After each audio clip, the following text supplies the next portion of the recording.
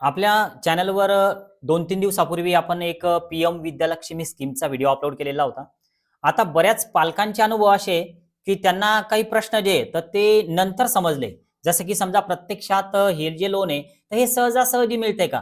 कारण या व्हिडिओमध्ये आपण जवळपास सगळ्या प्रश्नांवर चर्चा करणार आहे की नेमकं बँकमध्ये गेल्याच्या नंतर काय-काय अडचणी त्यांना आल्यात आणि सोबतच या लोनसाठी जे पण विद्यार्थी आणि पालक बँकमध्ये गेले तर त्यांच्याकडनं अजून काही अतिरिक्त जे चार्जेस आहे तर ते सुद्धा आकारले गेलेत.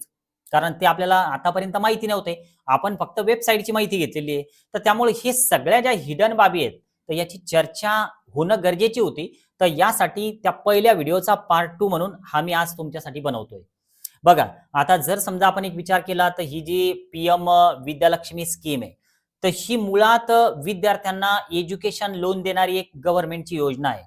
आणि या योजनेअंतर्गत जवळपास 10 लाखापर्यंत लोन विद्यार्थ्यांना बँककडून मिळते आणि या लोनला सबसिडी असते.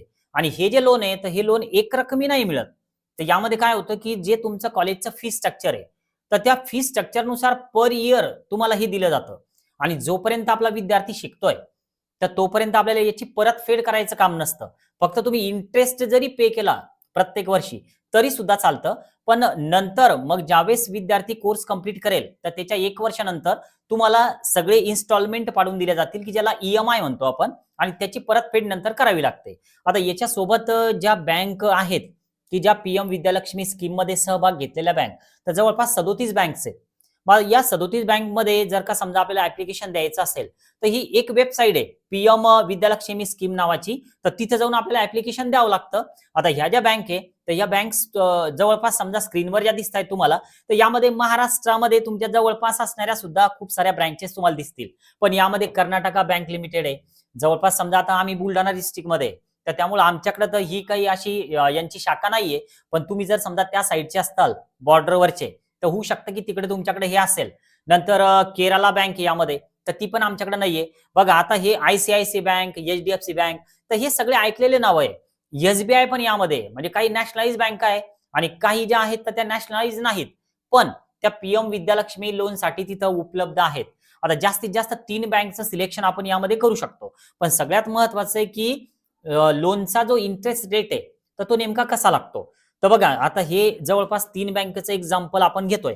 बँक ऑफ इंडिया जर आपण 7.5 लाखापर्यंत जर का समजा लोन केलं, तर त्याला जवळपास 12.95% म्हणजे 95% व्याजदर लागतो. आणि जर 7.5 लाखाच्या वर जर आपण लोन केलं, तर याला जवळपास 12.45% एवढा व्याजदर लागतो. आणि प्रत्येक ठिकाणी सेंट्रल बँकेचा वेगळा आहे, स्टेट बँकेचा वेगळा आहे आणि या लोनची परतफेड 15 वर्षापर्यंत करता येते. पण अतिशय महत्त्वाचा प्रश्न आहे, की हे लोन मिळते का? कारण विद्यार्थ्यांचे आणि पालकांचे अनुभव जर आपण ऐकले, तर खूप वेगळं-वेगळं कानावर येतंय. तर त्यासाठीच म्हटलं हे सगळ्यांसोबत शेअर व्हायला पाहिजे. लक्षात घ्या, तुम्ही जरी समजा जिजाऊ अकॅडमी आतापर्यंत जॉइन केलेली नसेल, तर नक्की एकदा तुम्ही सबस्क्राईब करून ठेवा. कारण हे जे लेटेस्ट अपडेट आहे, तर हे नेहमीसाठी सुरू असतात. आता बघा, यासाठी जे पण डॉक्युमेंट्स लागतात, मागच्या व्हिडिओमध्ये थोडी चर्चा करायची मी विसरलो होतो. त्या व्हिडिओला बऱ्याच आपल्या पालकांनी, विद्यार्थ्यांनी कमेंट पण केल्या, की सर नेमके डॉक्युमेंट्स कोणते लागतील? तर डॉक्युमेंट्समध्ये बघा पहिलं डॉक्युमेंट आहे, की आपल्याला आधार कार्ड. आता आधार कार्ड जर नसेल, तर आधार कार्डच्या व्यतिरिक्त पॅन कार्ड, मतदान कार्ड, आपलं जे आयडेंटिटी प्रूफ आहे, तर ते आपल्याला आवश्यक आहे. यानंतर आपला जो पासपोर्ट साइज फोटो आहे, विद्यार्थ्यांचा आणि पालकांचा, दोन्हींची आवश्यकता आहे. आता यानंतर आपले जे 10वीची मार्कशीट आहे, 12वीची मार्कशीट आहे किंवा आपण कुठे डिग्रीला ॲडमिशन केलेली आहे, तर ते पण आपल्याकडे असलं पाहिजे. यानंतर आपलं जे अलॉटमेंट लेटर मिळतं, तर ते सुद्धा खूप गरजेचं आहे. कारण अलॉटमेंट लेटर शिवाय आपली ही लोन केस सँक्शनच होणार नाही. पण सँक्शन होणार नाही म्हणजे आता थोडं नंतर हा पार्ट तुम्हाला इंटरेस्टिंग वाटणार आहे पुढचा. कारण याच्यानंतर आपण खूप महत्त्वाच्या चर्चा करतोय. बघा पुढचं जे आहे, तर ते कोर्सचं जे कॉस्ट स्ट्रक्चर आहे, फी स्ट्रक्चर. जसं की पर इयर तुम्हाला हॉस्टेलला किती खर्च लागणार आहे, तुमचा कॉलेजचा ट्युशन फी किती आहे, डेव्हलपमेंट फी किती आहे. यात असं दिलेलं आहे की तुम्हाला स्टेशनरी चार्जेस पण देण्यात येतील. पण सत्य काही वेगळं आहे. ठीक आहे ना? आता बघा 6 नंबरचं आहे, की तुमचं इन्कम नेमकं किती आहे.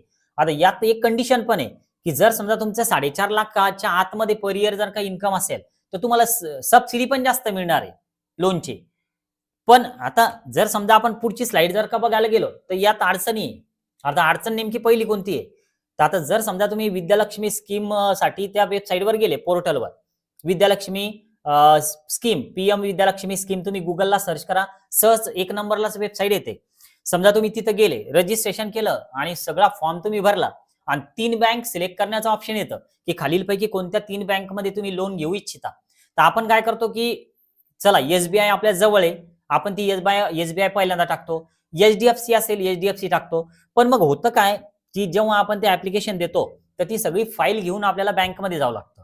आता बँकमध्ये ज्या व्हिजिट होतात तर ती एकच व्हिजिट नाही होत. तुम्ही ज्यावेळेस बँकमध्ये जाणार आहे तर त्यावेळेस पुढं काय होणार आहे प्रक्रिया, तर त्या खूप महत्वाच्या आहे. बघा आता पुढं काय होणार, ज्यावेळेस तुम्ही बँकमध्ये जाणार आहे तर अकाउंट ओपनिंगला तुम्हाला त्रास होणार आहे. कसा लक्षात घ्या, बँकवाले काय करतील की जर तुम्हाला आमच्याकडनं लोन पाहिजे असेल तर तुम्हाला आमच्या बँकचं अकाउंट काढावं लागेल. ठीक आहे, साहजिक आहे, कारण आपण लोन घेतोय तर त्यामुळे ते लोन जे आहे तर ते आपल्या अकाउंटशी संबंधित आहे. तर त्यामुळे आपलं अकाउंट त्या बँकमध्ये असलं पाहिजे. पण अकाउंट ओपनिंगची फीस प्रत्येक बँकेची वेगळी आहे आणि लोन सँक्शन होईल का नाही तर याची गॅरंटी आज रोजी आपल्याला माहिती नाही, बँकवाले पण देत नाहीत. पण अकाउंट ओपन करा म्हणतात, त्याशिवाय आम्ही पुढची प्रोसेस करणार नाही. आता काही बँकेचे चार्जेस ₹500, काही बँक समजा अकाउंट ओपनिंगचे चार्जेस नाही घेत, तो वेगळा विषय आहे. पण काही काही बँकेवाले 2-2 हजार रुपये पण घेऊन राहिले. पण आता एवढ्यावर हे थांबतं का, तर नाही.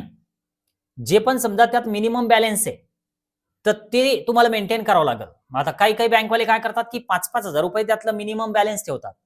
आणि तुम्हाला पण हा अनुभव आला असेल की आपल्या बँकमध्ये जर का मिनिमम बॅलन्स पेक्षा कमी रक्कम जर असेल ना तर प्रत्येक आठवड्याला प्रत्येक महिन्याला आपल्याला तो मेसेज येतो की ₹230 डेबिटेड, ₹242 डेबिटेड.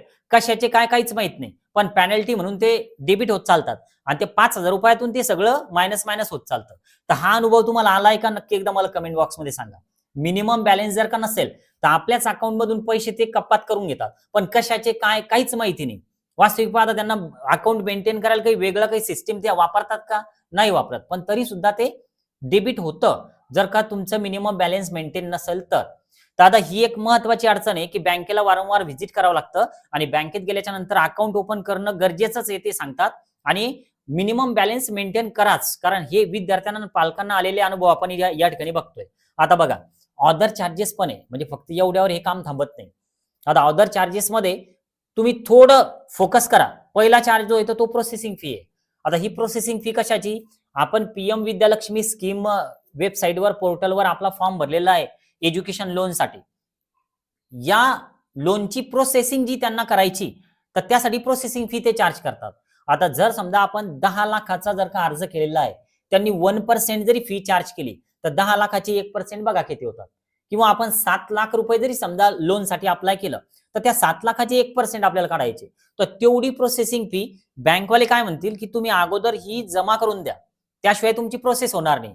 मग आता अकाउंट ओपनिंगसाठी ₹500 गेले, मेंटेनन्ससाठी ₹5,000 गेले, किती झाले ₹5,500. आणि हे 7 लाखाचं कर्ज घ्या का 10 लाखाचं कर्ज घ्या, 1% प्रोसेसिंग फी गेली, तर हे त्याच्यात ऍड करा पुन्हा, बघा किती पैसे होतात. तर आता हे बघा नंतर पुढचं, एवढ्यावर काम थांबत नाही तर इन्शुरन्स पॉलिसी सुद्धा घ्यायला सांगतात. आता हे नेमकं काय आहे की आता तुम्ही लोन काढून राहिले आमचं, आता लोन जर काढताय तर तुम्हाला आमची इन्शुरन्स पॉलिसी घेणं कंपल्सरी आहे. वास्तविक पाहता असं काही हे नाही, पण आपल्याला गरज असते तर त्यामुळे आपण तिथं ट्रॅप झालेला असतो. कारण एक तर अकाउंट ओपन केलेलं आहे, तिथं आपण 500,000 खर्च केलेले असतात, मिनिमम बॅलन्स साठी ₹5,000 अकाउंटमध्ये टाकलेले असतात. आता आपण त्यांना पूर्णपणे ट्रॅप झालेलो आहे आपण त्यांच्याकडे. मग आता इन्शुरन्स पॉलिसी, मग आता जर तुम्हाला कमीत कमी 20-25 हजाराची इन्शुरन्स पॉलिसी जर काढायला लावली तर लक्षात घ्या खर्च किती वाढून राहिला. Account opening, minimum balance maintain, त्यानंतर प्रोसेसिंग फी आणि इन्शुरन्सचे पैसे वेगळे. तर हे सगळे नॉन रिफंडेबल झाले. हे भविष्यात तुम्हाला कधीच रिफंड होणार नाही, उलट यावर तुम्हाला इंटरेस्ट लागणार आहे. तुमची जर का 7 लाखाची केस असेल तर या इन्शुरन्स पॉलिसीचे पैसे, प्रोसेसिंग फीचे पैसे सगळ्यावर ते इंटरेस्ट लावणारच आहे तुम्हाला. आता पुढचं बघा, एवढ्यावर थांबत नाही तर डॉक्युमेंट व्हेरिफिकेशन फी जी आहे तर ती परत वेगळी डिमांड करतात. तर हे सगळे मी तुम्हाला चार्जेस सांगतोय, पण यापेक्षा पण अतिशय महत्वाचा प्रॉब्लेम कोणता आहे तो लक्षात घ्या. हे इथून पुढे थोडा इंटरेस्टेड अजून तुम्हाला पार्ट वाटणार आहे, कारण आपल्या विद्यार्थ्यांसाठी आपल्याला हे सगळं करावं लागणार आहे आणि याच्या सगळ्यांची माहिती आपल्याला पाहिजे. बघा आता समजा तुम्ही बँकमध्ये गेले, विद्यालक्ष्मी स्कीमचं सगळं तुम्ही फाईल बनवलेलं आहे, बँकमध्ये गेले, मॅनेजर त्या ठिकाणी असलेले त्यांचे जे पण समजा कर्मचारी आहे, तुमची फाईल जमा करून घ्यायला लगेच ते काही पुढे येत नाहीत की चला द्या लगेच तुमची विद्यालक्ष्मीची फाईल, पीएम विद्यालक्ष्मी गव्हर्नमेंटची स्कीम आहे, असं तर काही होणार नाही. तुम्हाला माहिती आहे की एसबीआयचं काम, कोणत्याही बँकेचं काम लांबच्या लांब रांग असते. तुमची ब्रँच जर का तुमच्या घरापासून 50 किलोमीटर अंतर असेल तर ज्या दिवशी तुम्ही जाता तर तो दिवस पूर्ण जातो तुमचा. रांगेत उभं राहून तिथं फाईल सबमिट करावं लागणार आहे तुम्हाला. बरं ठीक आहे, आपलं काम आहे, आपल्याला लोन करायचं, आपलं काम आहे तिथं उभं राहणं, यात काही वेगळं नाही. पण आता ते काय करतील, की नंतर तुम्हाला यायला सांगतील, की ही सगळी आम्ही फाईल बघतो, तुमचं स्टेटस चेक करतो, तुम्ही जे ऑनलाईन सबमिट केलेलं आहे ते, आणि नंतर तुम्हाला कळवतो. आता कळवतो म्हणजे ते काही कॉल थोडी करणार आपल्याला, आपल्यालाच त्यांच्याकडे जावं लागणार आहे. मग आता परत आपण काय करतो, की एक 10-15 दिवस होऊ देतो, महिना होऊ देतो, काही कॉल नाही, मेसेज नाही, काहीच नाही. मग परत आपल्याला पुन्हा 50 किलोमीटर अंतर जर का ब्रँच असेल, तर तिथे जावं लागतं, की साहेब झालं का आमचं? मग आता त्यांचे हे पुढचे कामं सुरू होतात, की अकाउंट ओपन करा, मिनिमम बॅलन्स ठेवा, इन्शुरन्स पॉलिसी, प्रोसेसिंग फी, हे तुमचं सगळं पहिल्याने तर दुसऱ्या खेपेत ते कंप्लीट करून घेणार. पण झालं का लोन अजून सँक्शन? नाही. पुन्हा तुम्हाला असं वाटतं, की ते कॉल करतील, मेसेज करतील, पण काही होणार नाही. परत तुम्हाला एकदा नव्यानं तिथे व्हिजिट करावं लागेल.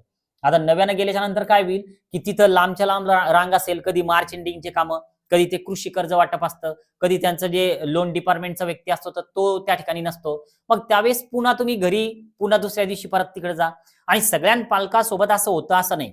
काही लोन केस या सँक्शन होतात. काही अडचण येत नाही. पण जास्तीत जास्त अडचणी ह्याच येतात. आता बघा अजून काय होणार नेमकं, आता तुम्हाला या व्यतिरिक्त अजून काही अनुभव आले असतील, तर नक्की सांगा. कारण मी हे जे शेअर करतोय ना, तर हे आपल्या व्हिडिओला आलेल्या कमेंट आहेत. सोबत WhatsAppला आलेले रिप्लाय आहे मागच्या व्हिडिओचे, आणि आपण जो नंबर 11 वाजेपासून 5 वाजेपर्यंत सुरू ठेवतो अकॅडमीचा, तर त्या नंबरवर आलेले हे कॉल्स आहे, की त्यांनी आपल्यासोबत हे सगळे अनुभव शेअर केले आणि इतर पालकांना याचा त्रास होऊ नये. तर यासाठी ही थोडीफार इन्फॉर्मेशन या ठिकाणी आपल्याला शेअर करणं गरजेचंच आहे एकमेकांसोबत. तर त्यामुळे कमेंट बॉक्समध्ये नक्की सांगा, की तुम्हाला काय अडचण आली. आता बघा, समजा आता तुम्ही नंतर सगळी त्यांची प्रोसेस कंप्लीट केली, तर सगळ्यात शेवटी काय होतं बघा, ज्यावेळेस तुम्ही तिकडे जाता आणि नंतर मग सगळ्यात फायनल, की सर आता केस होऊन नाही राहिली, आता काय करायचं? म्हणजे केस का बरं नाही होते? तर त्यावेळेस ते असे सांगू शकतात, की तुमचा सिबिल स्कोअर खराब आहे. मग आता जर सिबिल स्कोअर खराब होता, तर अगोदर अकाउंट ओपन, अगोदर मेंटेनन्स चार्ज, तो प्रोसेसिंग फी, याचं काही काम नव्हतं. मग आता काय करायचं? मग आता तुम्ही जी दुसरी बँक सिलेक्ट केली, कारण 3 बँक सिलेक्ट करू शकतो आपण. मग आता जी दुसरी बँक सिलेक्ट केलेली त्यामध्ये जाऊन अर्ज करा. मग पुन्हा नव्यानं ए सुरू होणार आहे. म्हणजे अकाउंट ओपन करा, मिनिमम बॅलन्स मेंटेन करा, त्यानंतर प्रोसेसिंग फी द्या.